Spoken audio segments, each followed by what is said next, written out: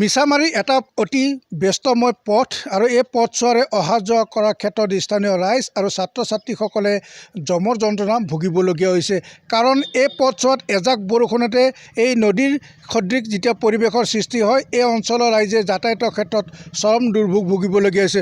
মই প্ৰথমে সেই লোক নিৰ্মাণ বিভাগৰ অতি গুৰুত্বপূৰ্ণ পথছোৱাৰ অৱস্থা মই দেখুৱাই লৈছোঁ। এই পথছোৱাত এজাক বৰষুণতে প্ৰায় পুখুৰী সদৃশ পৰিৱেশৰ সৃষ্টি হয় আৰু এই পথছোৱাৰে স্থানীয় ৰাইজ আৰু ছাত্ৰ ছাত্ৰীসকলে অহা যোৱা কৰাৰ ক্ষেত্ৰত বোকা পানী গচকি যাতায়াত কৰিবলগীয়া হয়। মিছামাৰী আৰু নবিল হৈ যি ধনখনৰ চেণ্টাৰলৈ যোৱা অতি এটা গুৰুত্বপূৰ্ণ পথ। এই পথছোৱাৰে নিতৌ হাজাৰ হাজাৰ যান বাহন অহা যোৱা কৰে আৰু এই অঞ্চলৰ ৰাইজে যাতায়াতৰ ক্ষেত্ৰত এইদৰে চৰম দুৰ্ভোগ ভুগি অহা যোৱা কৰিবলগীয়া হৈছে। এতিয়া এই পথটো মেৰামতি কৰাৰ ক্ষেত্ৰত লোক নিৰ্মাণ বিভাগে দায়িত্ব ল'ব লাগিছিল যদিও তাৰ বিপৰীতে ইয়াৰে স্থানীয় এজন শিক্ষকে নিজাববীয়াকৈ ইয়াত প্ৰচেষ্টা গ্ৰহণ কৰিছে। তেওঁ গাঁঠি ধন ভাঙি ইয়াত শিল বালি পেলাই এই পথছোৱাৰ উপকৃত কৰি তোলাৰ ক্ষেত্ৰত এটা প্ৰশংসনীয় পদক্ষেপ গ্ৰহণ কৰিছে। নবিল প্ৰাথমিক বিদ্যালয়ৰ প্ৰধান শিক্ষক তুলন চন্দ্ৰ নাথে তেওঁৰ নিজৰ গাঁঠি ধন ভাঙি তেওঁ চেণ্ড গ্ৰেভেল ক্ৰয় কৰি এই পথছোৱাত পেলোৱাৰ ব্যৱস্থা কৰিছে, যাতে ইয়াৰে স্থানীয় ৰাইজ আৰু ছাত্ৰ ছাত্ৰীসকল যাতায়াতৰ ক্ষেত্ৰত উপকৃত হয়। আপুনি এটা প্ৰশংসনীয় পদক্ষেপ গ্ৰহণ কৰিছে। লোক নিৰ্মাণ বিভাগৰ পৰিৱৰ্তে আপুনি নিজাববীয়াকৈ শিল বালি ক্ৰয় কৰি ইয়াত পেলোৱাৰ ব্যৱস্থা গ্ৰহণ কৰিছে, কি ক'ব? আচলতে এইটো এটা ডাঙৰ কথা। আমি এইবছৰ নহয়, আজি দুবছৰমানৰ আগৰ পৰাই এই ৰাস্তাটোত এনেধৰণে পানী জমা হৈ এইপিনে অহা যোৱা কৰা স্কুলৰ ল'ৰা ছোৱালীৰ লগতে বহু এক্সিডেণ্ট হোৱা মই দেখিলোঁ। সেইদিনাখন মই যেতিয়া ঘৰৰ পৰা আহি থাকোঁতে মোৰ স্কুলৰ ষ্টুডেণ্ট দুজনে পৰীক্ষা দি আহি আছিলে। পৰীক্ষা দি আহি থাকোঁতে মই আগমুহূৰ্ততে এই ল'ৰা ছোৱালী দুজন ফটককৈ পৰি গৈছে। পৰি পেলাই মাথাটো এটা ছাইডে তেওঁলোকৰ ঘূণীয়া হৈছে।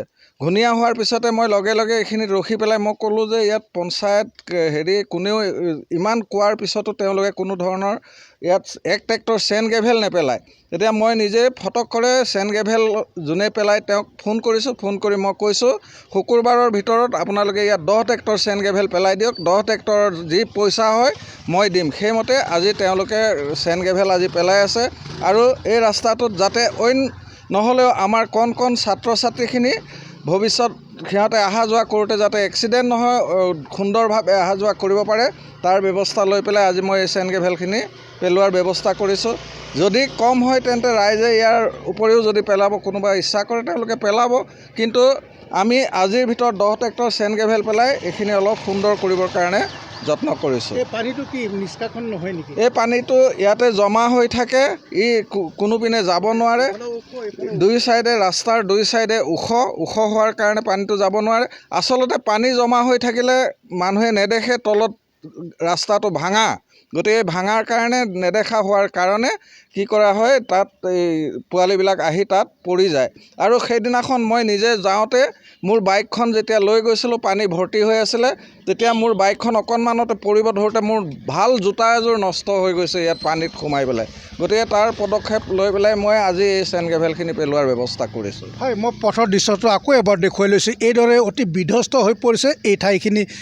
এই ঠাইখিনি দুইফালে মাটিৰে ওখ হৈ যোৱাৰ পিছত এই পানী নিষ্কাশন নোহোৱাৰ কাৰণে এজাক বৰষুণতে ইয়াত পুখুৰী সদৃশ হৈ পৰে আৰু এতিয়া বৰষুণ নাই কাৰণে অলপ পানী শুকাইছে আৰু ইয়াত মুখলধাৰ এই অঞ্চলত যেতিয়া হয় বৰষুণ হয়, তেতিয়া এই অঞ্চলত এটা নদী সদৃশ পৰিৱেশৰ সৃষ্টি হয়।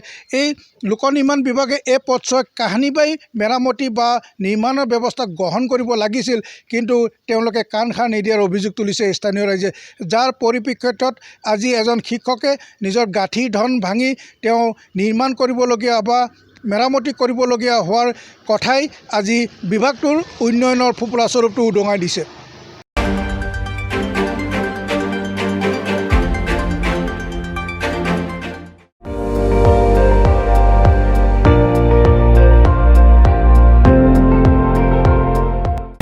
আপুনি চাই আছে ND24, সৰ্বশ্ৰেষ্ঠ নহয় সৰ্বোত্তমৰ দৌৰত।